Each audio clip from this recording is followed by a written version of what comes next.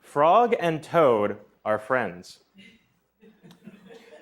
One day, Frog comes to Toad and says, I have this great idea for a startup. I've got the idea. I'll do all the businessy stuff. You just have to build it. My startup, our startup, is going to be called Bezos Books, a site for selling books. Authors have a form where they can post information about their book. People who want to read the book can come fill out a form to buy it, and then we'll handle making the money somehow else. Doesn't that sound great? And Toad thinks to himself, well, I like Frog quite a bit. I'm not so sure about this idea, but let's give it a try and see what happens. Because Toad is a clever toad, he's going to use Django, and he spends a couple weeks building a prototype and gets something to a point where he can finally show Frog. He shows the prototype, the MVP, to Frog, and Frog goes, that's great! This is amazing, this is exactly what we need. But my friend in the other lily pond just lost all of his users because they had a security breach. Are we secure? And Toad thinks about it, and he goes and he does some research, and he looks at his code, and he looks at the code for Django, and he determines, well, probably. Let me tell you about it, Frog.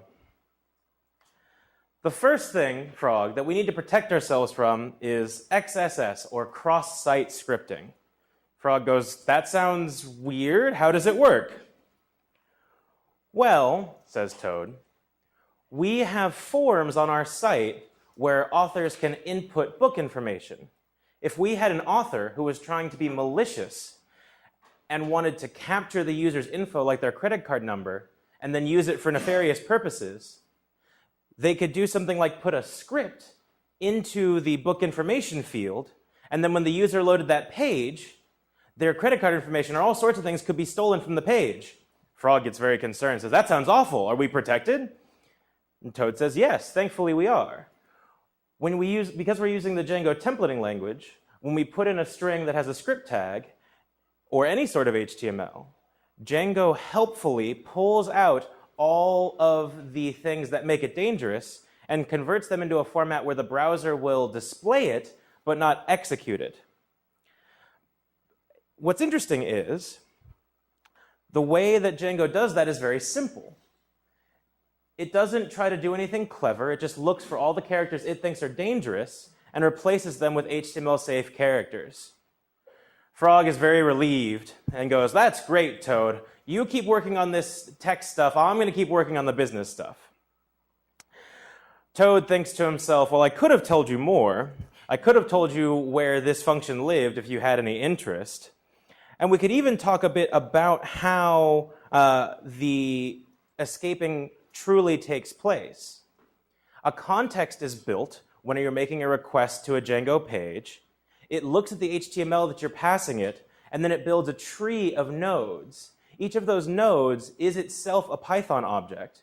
And that Python object that represents that little chunk of HTML has some properties on it that tell Django whether or not it should be escaped. Most HTML does need to be escaped, and so the Django escapes it because that's the property set on the node in the tree.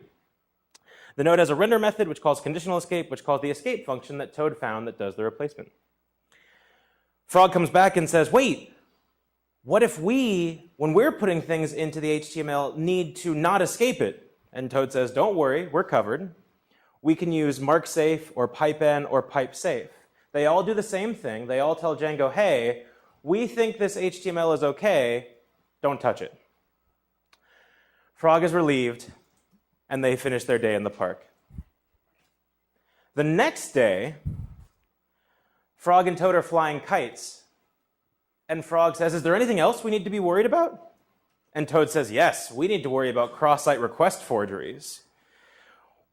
What's a cross-site request forgery? Frog asks. Toad says, well, cross-site request forgery, or CSRF, is what could cause our site to do things against the user's wishes. Here's an example. Say our site had a delete button for authors to delete their books. If that button was just a simple request with no checks, some other site could link to our site and trick authors into deleting their books through that link. Frog is very concerned about this. He knows that books are how they make their money, and he doesn't want them just arbitrarily deleted. And so he asks Toad, Toad, are we protected? And Toad says, yes, thankfully we are protected, because Django has something called the CSRF view middleware. If a request is a post, it checks whether the request has a cookie with the CSRF token. It gets a token from the request.post body, from the data that's being submitted to the site.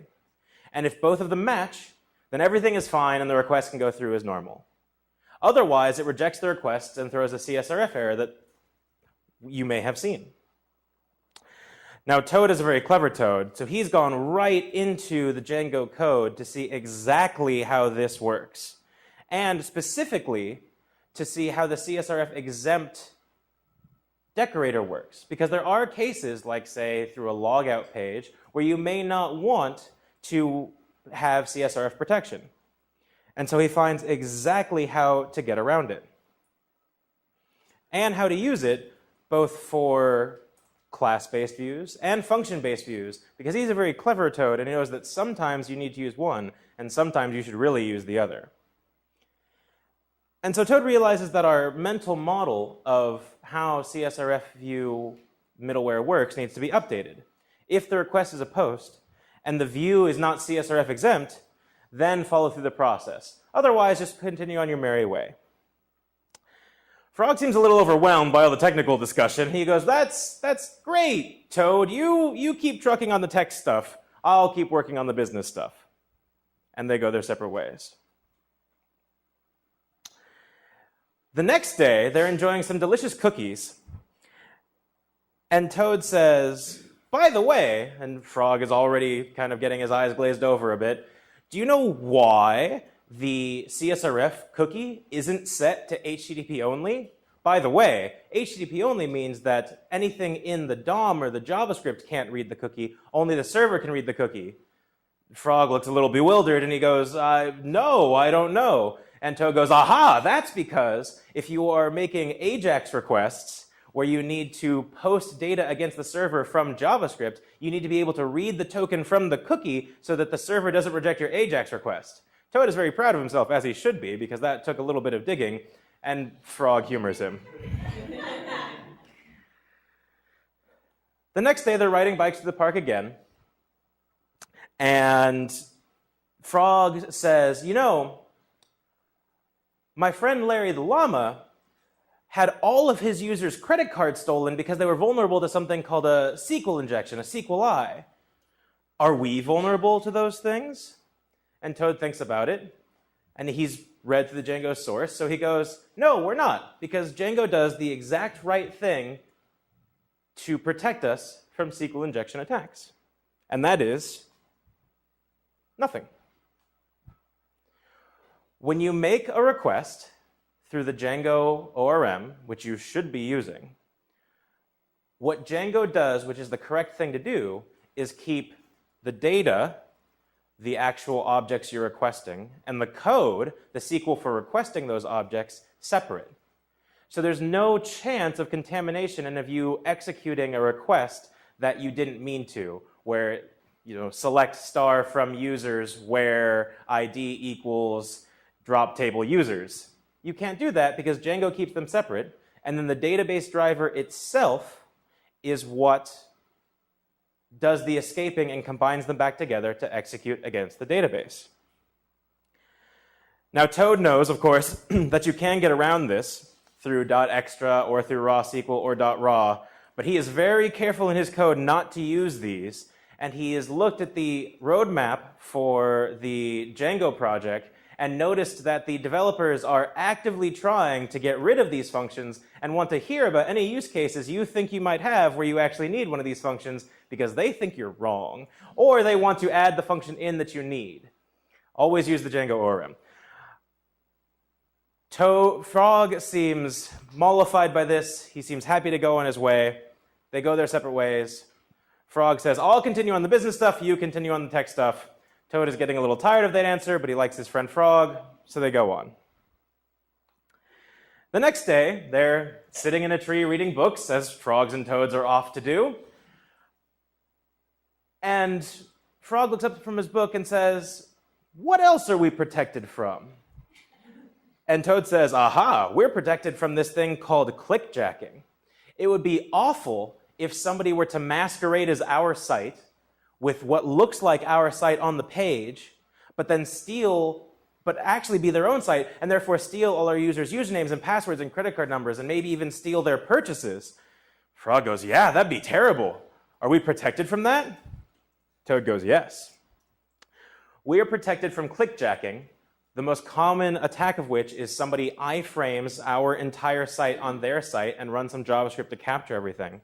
And we're protected from that, to some extent, by the Xframes options middleware. The Xframe options middleware checks some request headers and sends request headers to the browser and says, "Hey, browser, if the site requesting this page and this header don't match, please don't display this page." Now, of course, you can get around it, and if you have a site that depends on iframe for some other purpose, like you're running widgets, then you want to get around this. And unfortunately, we don't have full browser support for the Xframe options middleware because some browsers don't respect the headers that are sent back by Django. But for most cases, you probably want to have this on, Toad says, because it will help keep your site under your control. Later that evening, they're enjoying drinks by the fire, as frogs and toads are wont to do. And Toad talks about host header validation, which is related to clickjacking in that you want to make sure that your site, requests to your site, are actually coming from users on your site, not from somewhere else. Django has a function called getHost. That's the actual lookup there. And similarly to the CSRF view middleware, there's some pretty simple logic where if you have a domain on the request and it's in allowed hosts, proceed, otherwise error. Toad discovered this and dug into it because he has made the mistake that so many Django developers have made of putting his site into production with debug off and then getting the weird 400 denied error because Django was checking for the hosts in the allowed hosts section, which you should set if your site is in production, noticing that it was empty and therefore rejecting all requests to the site. It's not just Toad who has made this mistake on multiple projects multiple times and always seems to forget it.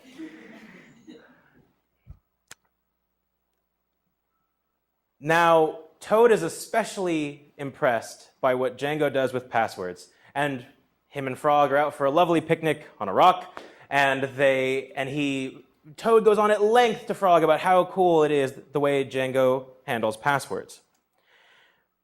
Django does standard best practices of not storing the raw password, but of storing the hash and the salt in the database, and then hashing and salting each time somebody puts in a password to do the comparison.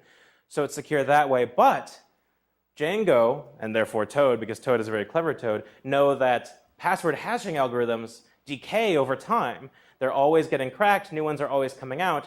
How do you handle this? Well, luckily, Django provides a mechanism for handling this.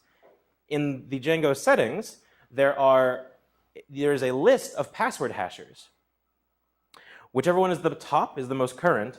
And when a user logs in, if their password is salted and hashed with an old algorithm, Django will transparently upgrade the algorithm when there's a successful comparison. In that way, your users are always getting the latest security without you really having to do anything. That's really neat.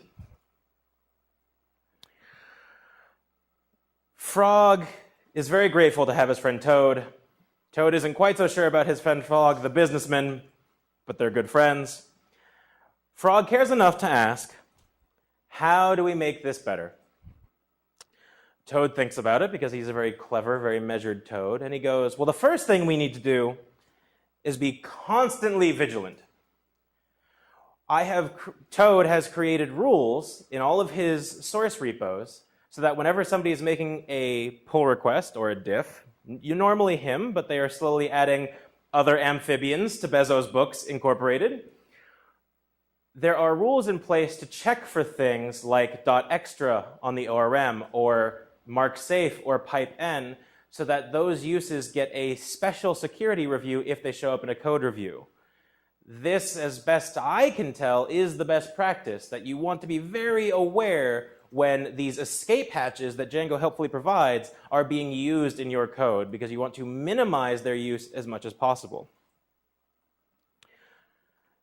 The next thing that all of us should be doing, especially amphibians and Bezos Books Incorporated, is putting our site over HTTPS.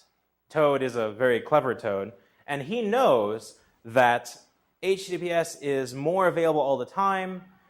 If you're running your site on Heroku, they just announced free HTTPS. You could run your site over Cloudflare and get limited free HTTPS. You could set up Let's Encrypt and never have to pay anybody for HTTPS. So really the only excuse to not using HTTPS is an amphibian's own laziness. Toad is not a lazy toad, so he has all of his sites over HTTPS. Be like Toad.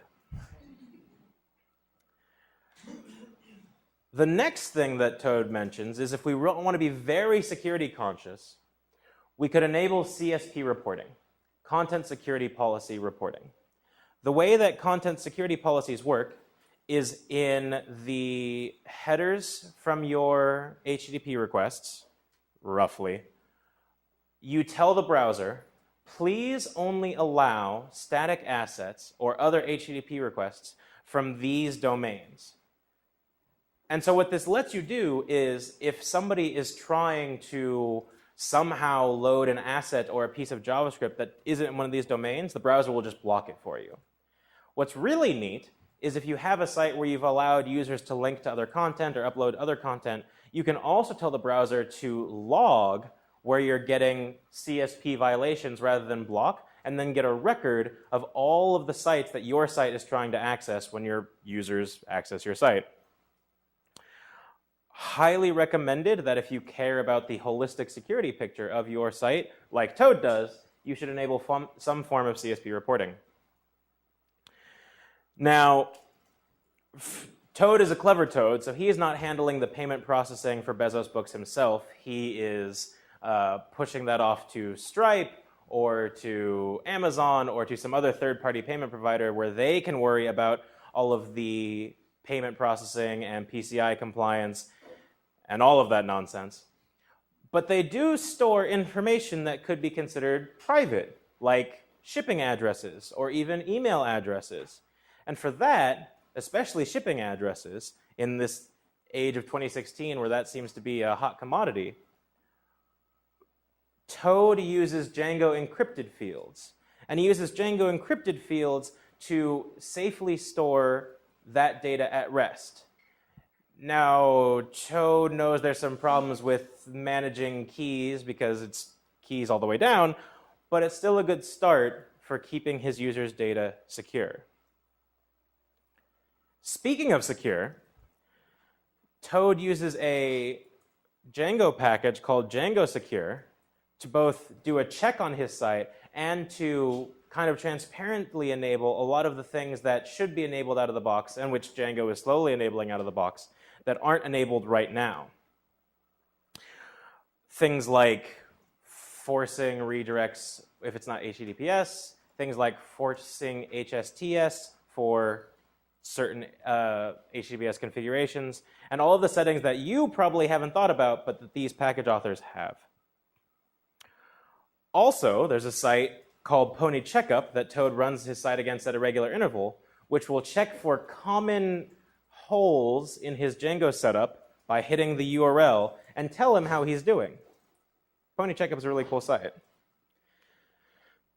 Lastly, Toad knows that the only way to really stay secure is to stay on top of the industry. And so he goes and he watches amazing talks, like the talk from Kelsey Gilmore-Innes at last year's DjangoCon US. He goes and looks up security talks at DjangoCons and PyCons. He reads lots of mailing lists, and he tries to stay as up-to-date as possible. After all of this, after realizing that he's done most of the work, he is still friends with Frog, but he's not so certain about this business idea, and so he goes on a long, well-deserved vacation. Thank you.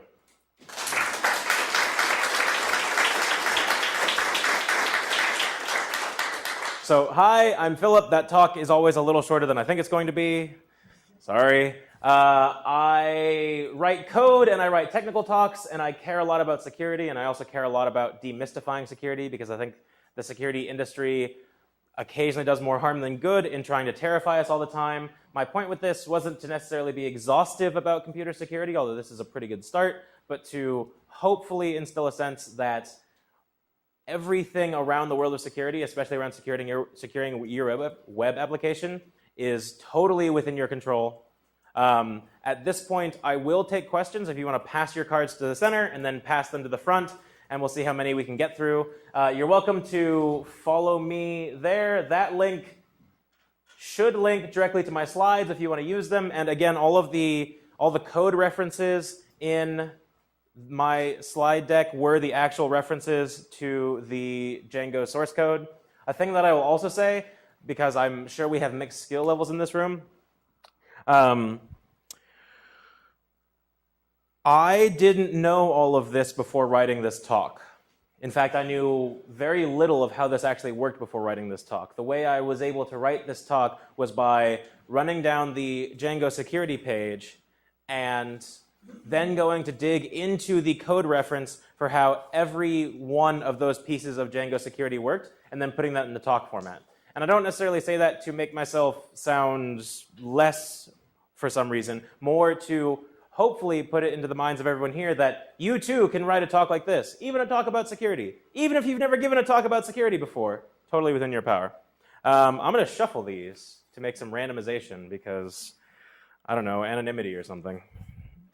After we run out of these, I'm allowed to skip questions. I will also probably open it up to just people raising their hands if they still want to. When would I want to intentionally subvert Django security? I'm going to interpret that as when would you want to use those escape hatches that I talked about? There are lots of really interesting reasons. So the easiest example is, while the Django package maintainers are always pushing forward on making it so you don't have to use .raw or extra SQL or raw SQL, and one of those is actually out of date, by the way. One of those I think got deprecated in 1.10 or 1.9. There are still cases where you want to use the ORM, but the ORM doesn't provide the specific join or subquery that you need to get your data out of your database and into your web app. And so that's kind of like the canonical example of there are cases where the ORM still doesn't cut it. Those cases are diminishing. If you think you have one of those cases, by all means use the extra functions, but please, please, please let the maintainers know, because they want to eliminate those use cases as best as possible. As far as the mark safe pipe n, pipe safe for templates, the best cases I have seen are where you have a blob of HTML that might be coming back from a translator, or that is created by your press team, or is coming from a source you trust, and you just want to drop that HTML right into the page. If you think you should be running mark safe on user-submitted HTML, you're probably wrong. Come talk to me and we can talk about that. Hopefully that answered your question. If not, come talk to me, What is the downside of star in allowed hosts in Django settings? And then there's a second question, what is HSTS? So the downside of star in allowed hosts in Django settings is that means that you are accepting any host hitting your web app. And there are reasons why that could be bad. What I'll say is they're a little esoteric. The example I can think of is, let's say you want to run your web app on frogandtoad.com, but a competitor wants to, for whatever reason, link to your web app with the domain toadsucks.com. Why would he do that? Toads are awesome. If you have star in allowed hosts, that's totally possible, right? Somebody could just point their domain at your HTML, at your app configuration, possibly. There's a lot of other layers, but possibly, and you wouldn't be able to really do anything about it. There's a more in-depth explanation for that issue on the Django security page and in some of the Django security docs. I'm going to refer to that. See above, where I know a fair bit about this stuff, but I still wouldn't call myself an expert. What is HSTS? That is an excellent question. I always forget the acronym. I'm again going to point you at the docs and feel like maybe I'm not doing the best job of answering these questions, but it's more, this is hugely reductive. It's more secure HTTPS, and there are some things that it does to kind of make it harder to spoof HTTPS. You should Google it, sorry. Whoa, this one's just blank. Wait. I'm skipping this one. Could you explain about password hashing? Yeah, totally. So, let's start at the very beginning. A very good place to start. The user gives you a password when they're signing up. That password is run through an algorithm which turns password 1234, please don't use that as a password, turns password 1234 into a string of gobbledygook characters. That string of gobbledygook characters are stored in the database. The next time the user logs in, Django takes the string that they put in, password 1234, runs the algorithm against it, and sees if it matches the string of gobbledygook characters that's in the database. Because the thing about hashing algorithms is they should be, let me see if I can remember the right word. I think the correct word is idempotent, where if you're running it against the same string of characters, you'll always get the same result. So if it gets a match, then if it matches what's in the database, then Django goes, aha, this is the user with the correct password, let them in. If it fails, then that means it's a different string of characters, and therefore Django rejects that. Okay, so that's like top-level password hashing. The algorithms that we use for password hashing, I'm going to throw some just like names out there, like bcrypt or AES or a whole bunch of other things that you should Google if you care deeply about it, or come talk to me. Sometimes it's determined that that hashing algorithm isn't as secure as we thought. It's more crackable. And the reason that matters is if someone gets access to your database, God forbid, then what you want to say is, if somebody gets access to my database, that sucks, but it's also fine because I have chosen a secure enough password hashing algorithm that it is incredibly unlikely they will be able to get access to my users' passwords. But the thing about password hashing algorithm decay is it's not that there's some sort of like inherent lifetime, it's that security researchers are always pounding against these algorithms to see if they can find holes and flaws and break them. And as soon as they find a flaw, hopefully they publish it and go, hey guys, this is no longer secure. Hopefully by that time we've come up with a new, better one, and you can tell Django, hey, use this new, better one. And Django goes, great, there's a better password hashing algorithm. I can use that. The next time the user logs in, it's going to hash the password that the user submitted against all of Django's known hashing algorithms. If it finds a match against any of the gobbledygook characters in the database, it'll go, great, this user does have the right password. But if it's an old algorithm, Django will rehash the password with the new algorithm and store the new algorithm hash of gobbledygook characters in the database. And so you get automatic password hashing algorithm upgrades transparently by using Django. And there's no other framework that I know of that does this, so I think that's really cool. Like, I still just kind of go, yeah, that's really neat. Like, this isn't like a forced smile. I'm like, dang, that's cool. That was the end of the supplied questions. Does anybody have a non-index card question? Hans? Is there a way to slow down the password hashing?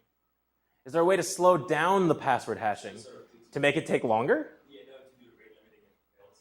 Oh, I see, yeah. So Django doesn't have password rate limiting. So let me rephrase the question and see if I've got it correct. You want to make it so that if somebody tries to input a wrong password 3 times for an account, there's like a cooldown before they can do it again, right? Cool.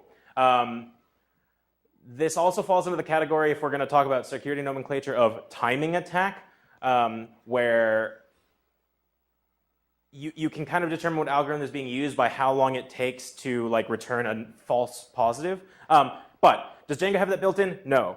Are there packages for adding it? Yes. Could you roll your own package for adding it? Yeah, probably. I would look at the existing packages on, PyDanny's site, I think, is django-packages.org. He'll probably have a suggestion there. The cool thing about Django is they are making it easier and easier to kind of tag into the authentication backends and put some of your own logic. And so you could, if you needed special rate limiting retry logic, you totally could add that without a whole ton of work. But look at the existing packages. The great thing about Django is it's been around long enough that if you think you have a problem that's unique to you, you might be right, you're probably wrong, somebody's probably written a package for it, and even if that package doesn't work, then it'll at least give you a starting point. You had a question. I did. I'm curious how Django content security policy affects web archiving. Affects web archiving.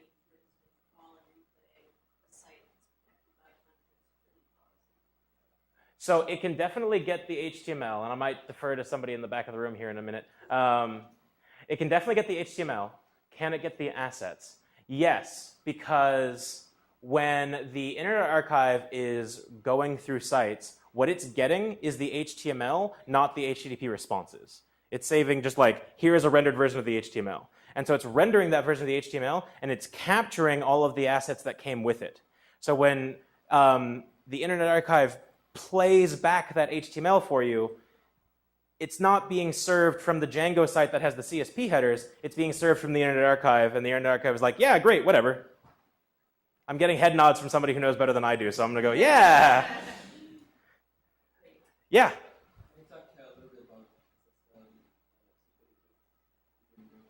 Sure. So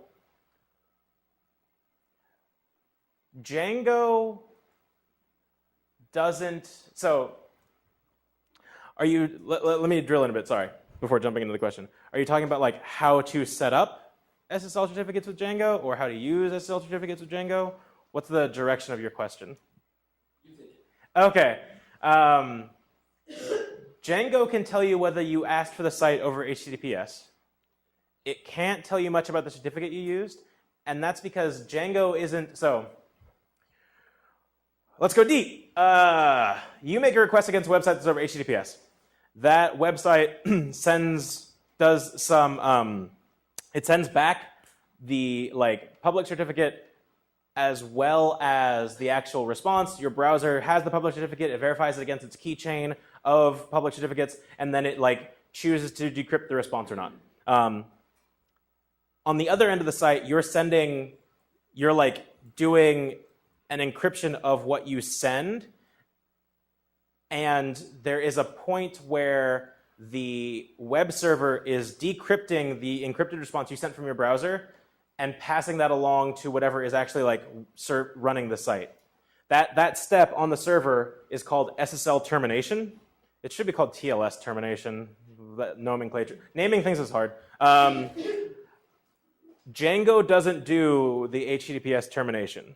It can tell you if this request was made over HTTPS, and that gets important if you want to force HTTPS on your site, but it doesn't handle encrypted responses. It gets a plain text response from the web server, which is like Apache or Nginx, which is probably where you're actually doing the SSL termination and installing your certificate. That whole process is one of those things that I try very hard not to have to set up myself because I'm really worried about getting it wrong. So as much as possible, I use, like, either I have an ops person who is setting it up correctly for me and it's their job, or I use something like my go-to is Heroku. I think you can do it with Python Anywhere, but I use a third-party host that has made it easy to do something like drop certificate here and we will take care of it because they have people dedicated to actually making this work. If you wanted to talk about how to actually do Apache or Nginx setup with HTTPS, I could try to talk with you through that. You'll probably get better advice from tutorials online because it's something that, again, I have done it. I prefer to avoid doing it because the chance of my screwing it up and therefore being exposed in ways I don't know about is really high. Oh, so for hosting pretty much all of my personal Django apps, I use Heroku, which is a platform as a service hosting platform for all kinds of apps. It does Python, so therefore Django and Flask. It also does Ruby. It does Node. I think it does PHP now, which still boggles me. Not that PHP exists, just that like Heroku, like I guess it makes sense that Heroku supports it as a platform. PHP is weird. You can get similar setups with Amazon, what is it, Elastic Beanstalk? They have like a platform as a service competitor. And Google App Engine, you could also consider kind of sort of a competitor to Heroku. And then with all of those services, they have mechanisms in place to take care of the HTTPS for you. You still need to get a certificate, but again, Let's Encrypt is how everybody should be getting their certificates, because why, like, prove to me that you need to spend a couple $100 a year on a certificate? So yeah. And if I'm doing like corporate work, then whoever I'm working for has an ops team that's taking care of this for me, so I don't need to worry about it. It just happens. Any other questions? Are we at time? Great. Well, thank you so much.